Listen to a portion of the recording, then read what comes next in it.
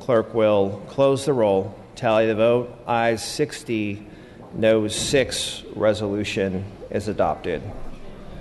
File items 27 and 28 pass and retain. File item 29, that's ACR 79. The clerk will read. Assembly Concurrent Resolution 79 by Assemblymember Travis Allen and others relative to California Innovation Month. Mr. Allen, you may open. Thank you very much, Mr. Speaker. I rise an opportunity to present ACR 79, which recognizes the month of June as California Innovation Month. Through this resolution, we're celebrating how innovation moves industries forward and improves all of our daily lives. Innovation constantly changes our communication methods, our technology, our healthcare, transportation, energy resources, travel industry, business, and much, much more. Past generations have sent mankind to the moon, led the internet revolution, pioneered medical advances, and taken what was once impossible and made into our reality.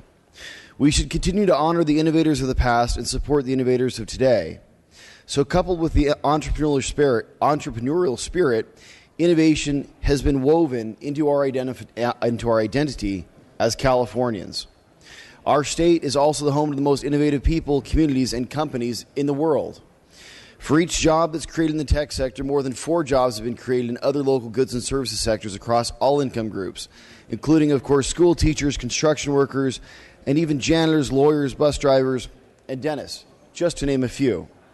With our greatest asset, the biggest driver of innovation in California being our people and companies, we need laws that support and enable them to succeed. So I'm very happy to have support from TechNet and the Internet Association for this resolution, and I ask you please join me in celebrating California's innovators and the future of discovery in California by supporting ACR 79. Thank you very much. Thank you, Mr. Allen. Mr. Cooley, you are recognized. Colleagues, on a lighter note, we celebrate the famed Mark Twain, Samuel Clemens, with the Jumping Frogs of Calaveras County each year. I remember him on the floor in connection with this item. He was famed for saying, "A man with a new idea is a crank until it succeeds." Thank you, Mr. Cooley. Seeing no additional discussion on this item, we may take a voice vote on the item. All those in favor say aye. Opposed, say nay. The ayes have it. The resolution is adopted. File item number 30, that's ACR 83. Clerk will read. Assembly Concurrent Resolution 83 by Assemblymember Campos and others relative to the California Commission on the Status of Women and Girls. Ms. Campos, you may open. Thank you, Mr. Speaker and members. I present to you ACR 83, a resolution that congratulates the California Commission on the Status of Women and Girls for their 50th anniversary. The Commission on the Status of Women and Girls is an independent, nonpartisan voice within state government for California women and girls, established by Governor Pat Brown in 1965 and made into a permanent commission by the legislature and Governor Reagan in 1971. It has served California's women and girls for 50 years. This resolution congratulates the Commission for its achievement and for being an important source for information and data for women and girls, for the legislature, private organizations, individuals, and state agencies for the last half century. I respectfully ask for your aye vote, and if the first row can be open for co-authors. Thank you, Ms. Campos. Ms. Campos is requesting the first roll be open for co-authors on ACR 83. Clerk will open the roll. All members vote or desire to vote. This is for co-authors, members. Co-authors adding on ACR 83. For co-authors, members, the clerk will close the roll. There are 61 co-authors added. Without objection, we may take a voice vote on the item. All those in favor say aye. Aye. Opposed, say nay. The ayes have it. The resolution is adopted. File item 31, pass and retain. File item 32, that's AJR 19. Clerk will read. Assembly Joint Resolution 19 by Assemblymember Alejo and others relative to military service. Mr. Alejo, you may open. Thank you, Mr. Speaker and members. I rise to present AGR 19, which urges Congress to enact legislation to allow immigrants who are eligible under the President's executive orders for deferred action for childhood arrivals, otherwise known as DACA, or deferred action for parents of Americans and lawful permanent residents, otherwise known as DAPA, to serve in our U.S. military. Just to provide some brief background, this past April, the House Armed Services Committee passed an amendment to the National Defense Authorization Act, or NDAA, urging the Secretary of Defense to consider allowing DACA-eligible immigrants to serve in the military. The amendment had bipartisan support, but unfortunately, bowing to pressure from fringe interests, the full House voted in mid-May to strip out the amendment when the NDAA came before the full House. Currently, less than 1% of the U.S. population serves in the armed services, compared to more than 12% serving during World War II. But yet, thousands of immigrants have served and continue serving vital roles in military intelligence, information operations, including foreign service translators, interpreters, and cultural experts, making them an essential resource to our national defense. The U.S. Army even has a special program to allow immigrants with certain skills, such as specific foreign language skills and medical skills, to join the Army in exchange for an expedited U.S. citizenship, and that's called the Military Accessions Vital to National Interest, or MANVID program, and they expanded their cap from 1,000 to 1,500 and even extended the program for a longer period of time till the end of 2016. But another well-documented fact is that the first people to die in the war in Iraq was an immigrant from Guatemala, Lance Corporal Jose Gutierrez, and was subsequently granted American citizenship posthumously. But he's not the only one. Another 119 immigrant soldiers who have paid the ultimate sacrifice to the country during combat in the war in Iraq and Afghanistan have also all been granted citizenship posthumously as well. And since September 11th, more than 53,000 immigrants have enlisted in the U.S. military and received wartime military naturalization. In closing, the majority of immigrants covered by the President's executive actions have lived in the United States most of their lives. This is the country that they know. They are Americans for all intents and purposes, and this resolution requests that the Congress give them the opportunity to serve the country in the military. I respectfully ask for an aye vote and ask that the first roll be open for co-authors. Thank you, Mr. Alejo. Mr. Mathis, you are recognized. Members, I rise in support of AJR 19. While serving in Iraq, I served along with people who were immigrants who went through these programs, and they stood right next to us toe-to-toe in the worst of conditions. They are true patriots. They do so wanting to become citizens of our great country. Anything that we can do to aid them in their patriotism, aid them in protecting and serving our great nation, we need to do so. I urge an aye vote. Thank you. Thank you, Mr. Mathis. Mr. Gomez, you are recognized. I also rise in support of this AJR. I wasn't expecting to speak on it, but when the member from Salinas mentioned Lance Corporal Gutierrez, it brought me back to when I worked for Hilda Solis and when I actually wrote the House resolution honoring his service and his death in combat.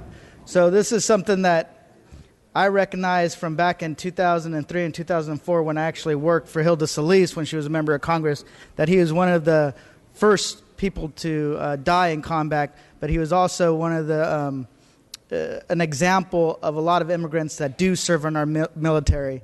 And it's something that they're very proud of, and it's something that they take seriously. And I feel compelled to speak and support because I actually am the one who had to help his family with some of their benefits. So I rise in support of this AJR and ask for an aye vote. Thank you, Mr. Gomez. All discussion having ceased, Mr. Alejo, you may close if you wish. Thank you. I just want to, first of all, just thank my colleagues from Los Angeles and Tulare County for speaking in support and once again showing that we could have bipartisanship on an issue such as this.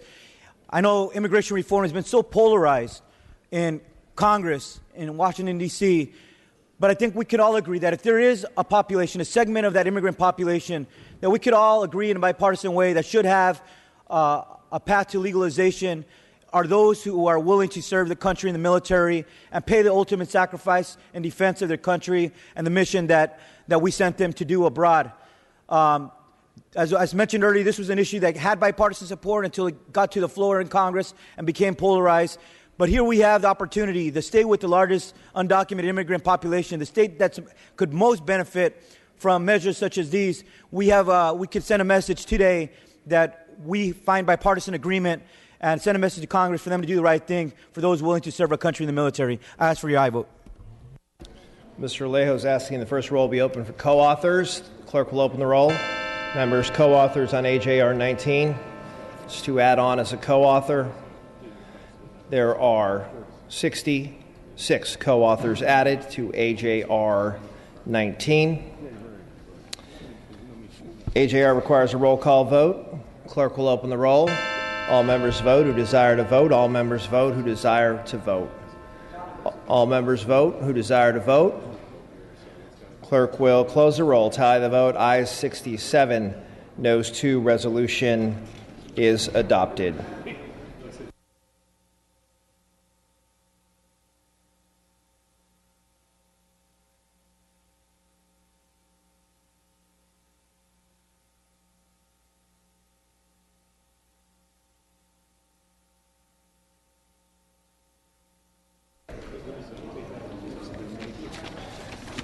Members, we are moving to Senate third reading. We've already dispensed with file item 33. File items 34 through 37, pass and retain. Moving to file item 38, that's AB 517. Clerk will read. Senate Bill 517 by Senator Monning, an act relating to supervised persons. Ms. Quirk, you may open. Good morning, Speaker and members. Senate Bill 517 corrects an oversight of criminal justice realignment and clarifies that criminal trial courts have discretion in the custody decisions of supervised individuals who are in jail on a parole hold. The bill has support, and has no opposition. I ask you that you join me in removing any ambiguity as to the court's role in the parole revocation process by voting aye on SB 517. Thank you, Mr. Quirk. Seeing no discussion or debate on this item, clerk will open the roll. All members vote who desire to vote. All members vote who desire to vote. All members vote who desire to vote. Clerk will close the roll. Tally the vote. Ayes 72, noes 0. Measure passes. File item 39 passed and retained. File item 40, that's SB 222. Clerk will read. Senate Bill 222 by Senator Block, an act relating to local government. Mr. Mainshine.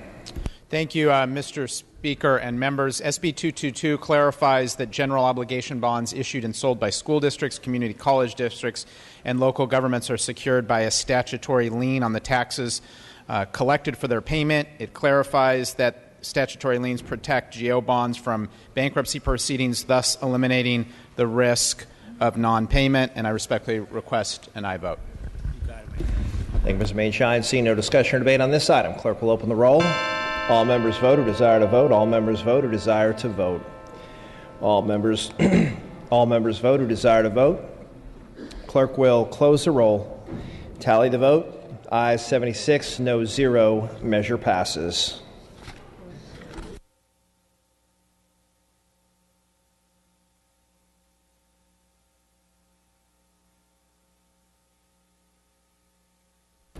Okay. Members, we are going to pass and retain on file items 41 through 47.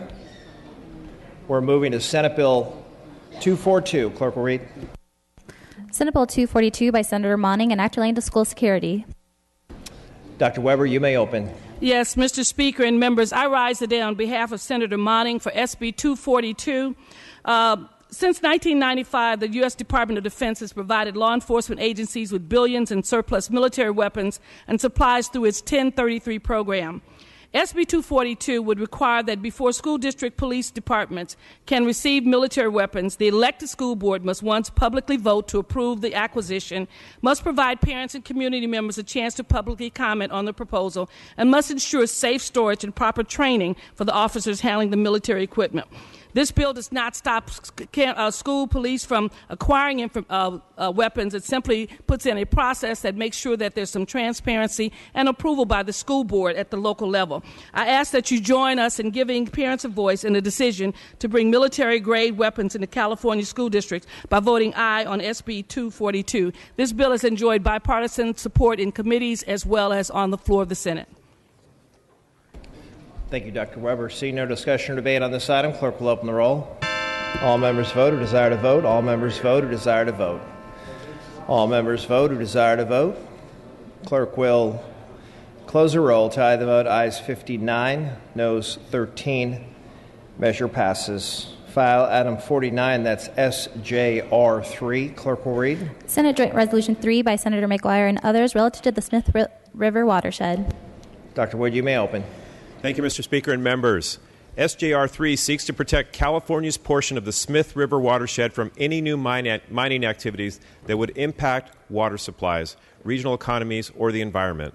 The Smith River watershed, which flows through both California and Oregon, is considered the crown jewel of the California Wild and Scenic River System.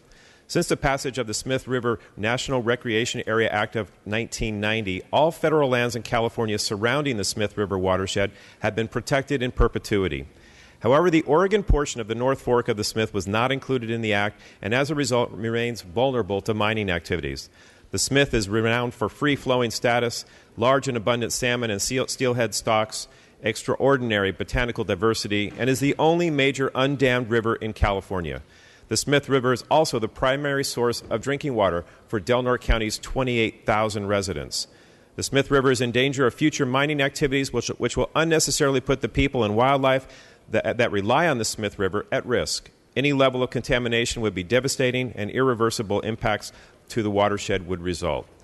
Any level of water contamination would negatively affect the drinking water of Del Norte County residents, visitors, and businesses. Mining operations would cause significant injuries to fish and other wildlife, including the federally protected coho salmon. Finally, there is no reason to jeopardize the tens of millions of federal, state, and private dollars that have already been spent in protecting the watershed. SJR will prevent any mining activities from negatively impacting the people and wildlife of the California portion of the Smith River. I respectfully ask for your aye vote and would ask that you open the roll for co-authors. Thank you. Thank you, Dr. Wood. Dr. Wood is requesting first roll be open for co-authors. On the resolution, clerk will open the roll. All members wishing to add as co-authors, members on SJR 3. As for co-authors members, there are 46 co-authors added to the resolution. This requires a roll call vote. On the resolution, clerk will open the roll. All members vote who desire to vote. All members vote who desire to vote.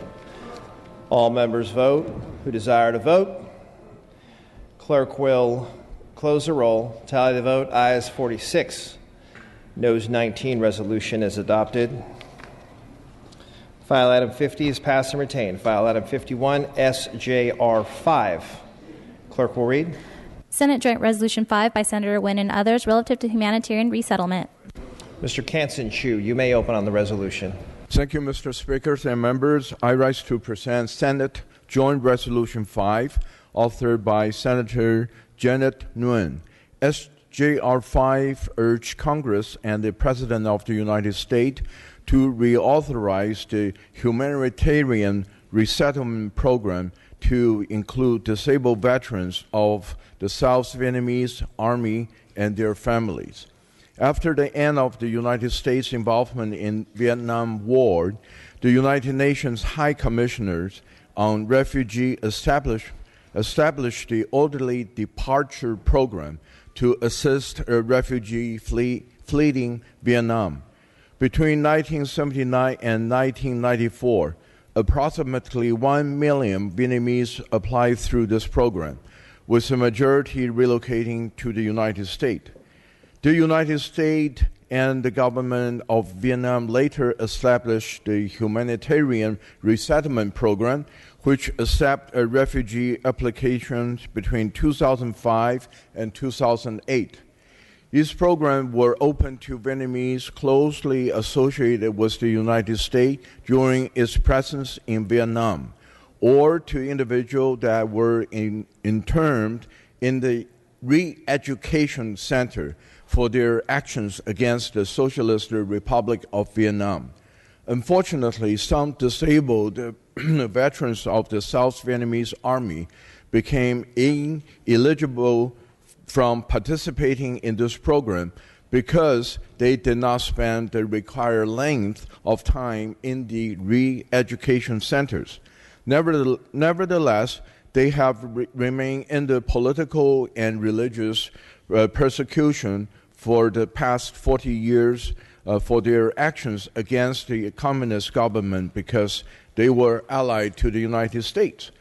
SJR 5 seeks to resolve this issue by calling for the reauthorization of this resettlement program to include those disabled veterans that have continued to suffer.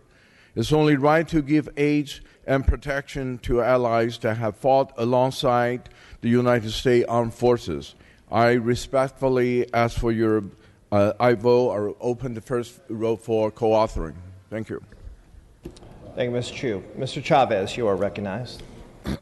Yes, I rise. I'm a co-author of this, and I'd like to give a little bit more personal perspective of it. I enlisted in the Marine Corps in July of 1973 during the Vietnam War. Though I'd never fought in Vietnam, I met a number of Vietnam officers who were involved in our training as young officers, and I met a number of peers, Marine Corps peers, who talked about the sacrifice of the South Vietnamese officers and their impact upon the war. Members, there's a special bond in the military across the world. Those who have served and those who have bled have a special relationship with others regardless of country. These officers, regardless of what happened at the end of the Vietnam War, what went on, were nationalists who fought for what they believed.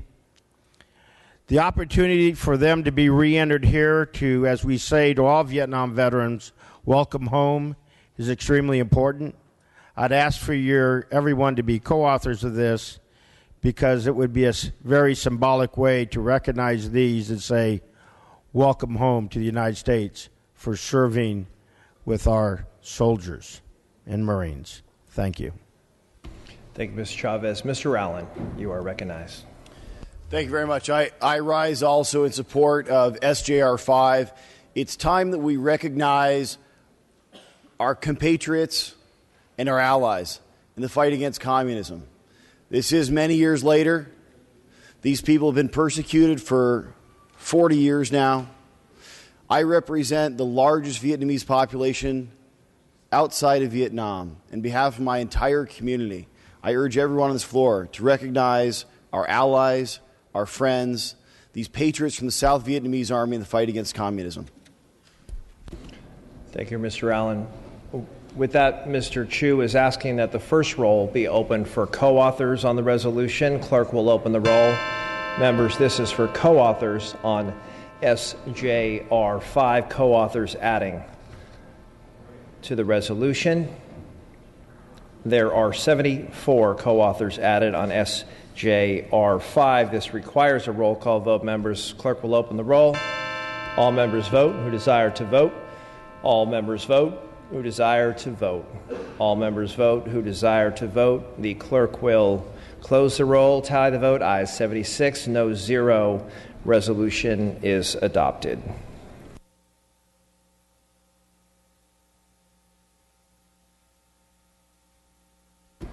Okay, members, we're going to pass and retain on the remaining items 52, 53, and 54. Moving to consent calendar. Does any member wish to remove an item from the consent calendar? Seeing and hearing none, the clerk will read the second-day consent calendar. Senate Concurrent Resolution 54 by Senator Nguyen and others relative to Disneyland. The clerk will open the roll on the consent calendar. All members vote who desire to vote. All members vote who desire to vote. All members vote who desire to vote. Clerk will close the roll and tally the vote. Ayes 76, no 0. Consent calendar is adopted. Clerk will read the remaining bills on the second-day consent calendar. Senate Concurrent Resolution 48. Ayes 76, no 0.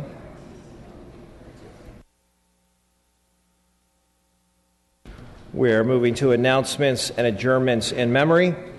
The following members were granted prior permission to speak on an adjournment in memory.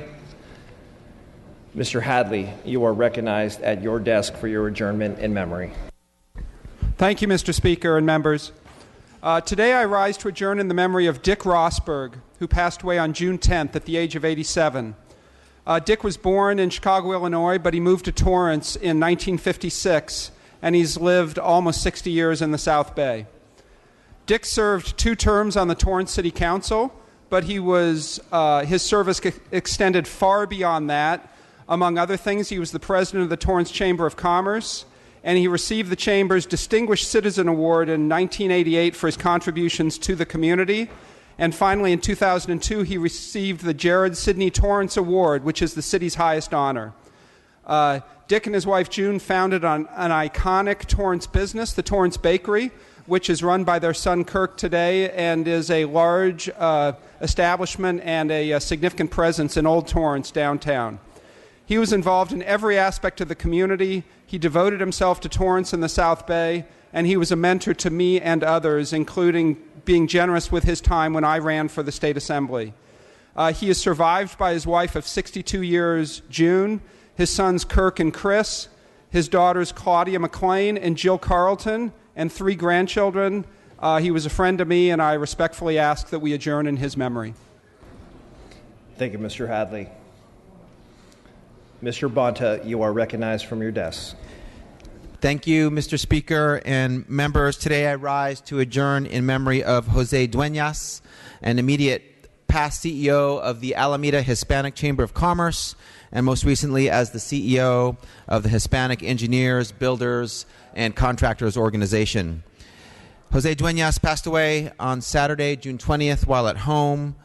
Jose was a highly revered community leader who was born and raised in Oakland and whose expertise in international trade, business, politics, and community organizing resonated throughout Alameda County, California, and globally.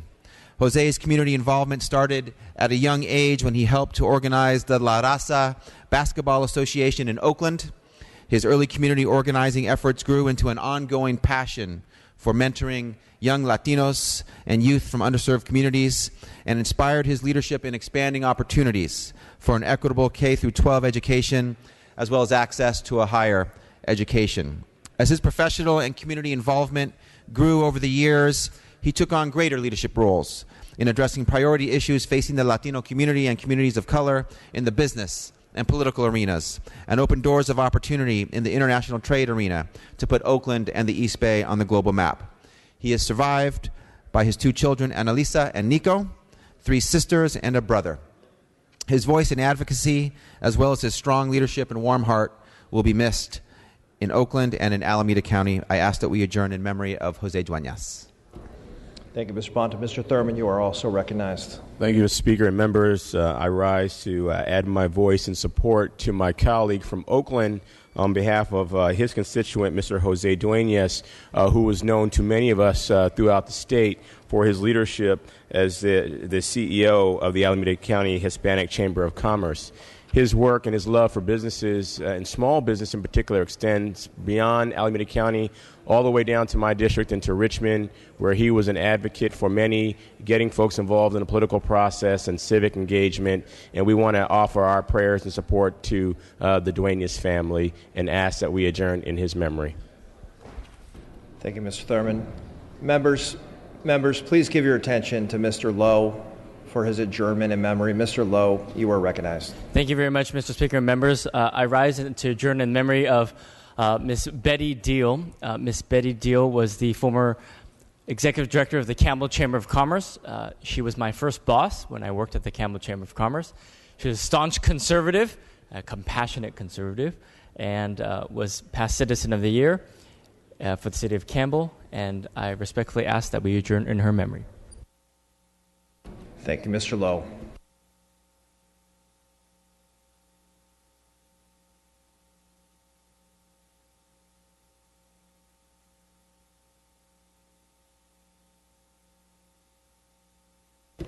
Members, please bring the names to the desk to be printed in the journal. All requests to adjourn in memory will be deemed read and printed in the journal. Members, a brief announcement. We would like to wish Assemblymember Mike Gibson a very happy birthday. Mr. Gibson, happy birthday.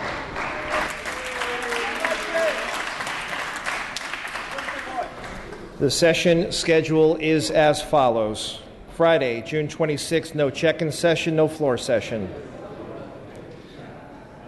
Monday, June 29th, floor session at 9 a.m. All other items remaining will be passed and retained. All motions shall be continued. Seeing and hearing no further business, I'm ready to entertain a motion to adjourn.